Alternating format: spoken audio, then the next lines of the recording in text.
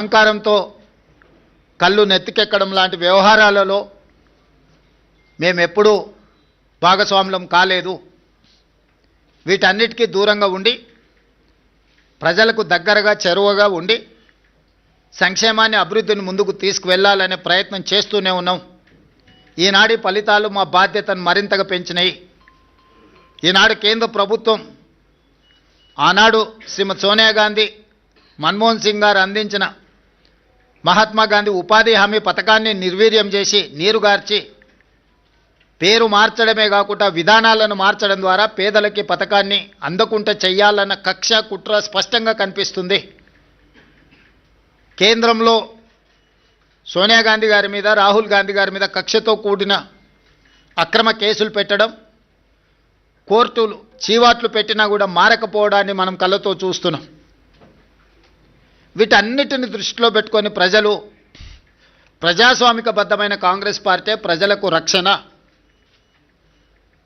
అందుకే ఈరోజు తెలంగాణ ప్రజలు కాంగ్రెస్ పక్షాన బలంగా నిలబడ్డారు. ఈ స్ఫూర్తి కొనసాగుతుంది. భవిష్యత్తులో ఇంకా బలంగా పనిచేస్తాము, బాధ్యతతో పనిచేస్తాము. ఎదిగినా కొద్దిగా ఒదగాలి అని పెద్దలు ఏదైతే సూచన చేసిండ్రో వాటిని దృష్టిలో పెట్టుకొని ఆ విధంగానే ముందుకు వెళ్తాము.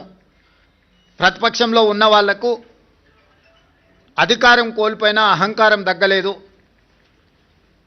ఇంకొక ఆయన కడుపు నిండా విషం పెట్టుకొని మూసీలో కాలుష్యం కంటే ఆయన కడుపులో విషం ఎక్కువగా కనిపిస్తుంది. ఆయన మాటల్లో, ఆయన చేతల్లో, ఆయన వ్యవహార శైలిలో. ఇప్పటికైనా ప్రజా తీర్పును గౌరవించి ప్రభుత్వం తీసుకుంటున్న నిర్ణయాలకు సహకరించి ముందుకు రావాలి. ఏదైనా మాట్లాడతాం, ఎట్లయినా మాట్లాడతాం. బరితెగించిన విధానాలతోని ప్రజల్ని ఇబ్బంది పెడతాము అనంటే ప్రజలు ఇచ్చే తీర్పు ఈరోజు వాళ్లకు కనువిప్పు కలగాలి అని నేను అనుకుంటున్నా. ఈ ఫలితాలను చూసే అద్భుతం అనుకుంటారు. సంతోషం. ఈ అద్భుతం 2029లో కూడా జరుగుతుంది మీరు కోరుకున్నట్టే. 2/3 మెజారిటీతోని 2029లో కాంగ్రెస్ తిరిగి అధికారంలోకి వస్తుంది. 1/3 మీరు ఉంటారు, 2/3 మేము ఉంటాము. ఈ తీర్పు 2029లో కూడా పునరావృతం కాబోతుంది. ఇప్పటికైనా అహంకారం తగ్గించుకోండి, అసూయను తగ్గించుకోండి.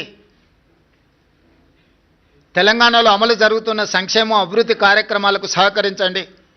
బాధ్యతాయుతమైన ప్రతిపక్షంగా వ్యవహరించండి.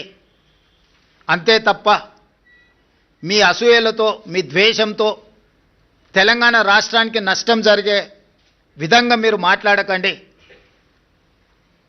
అంతర్జాతీయ విపణిలో తెలంగాణ రాష్ట్రానికి ఒక గొప్ప గుర్తింపు. పర్ క్యాపిటా దేశంలోనే నెంబర్ 1. 3,87,000 రూపాయలతో పర్ క్యాపిటా ఇన్కంలో కానీ, జిఎస్డిపిలో కానీ అన్ని రంగాలలో తెలంగాణ దేశంలోనే నెంబర్ 1 రాష్ట్రంగా ఈరోజు అభివృద్ధి పదం వైపు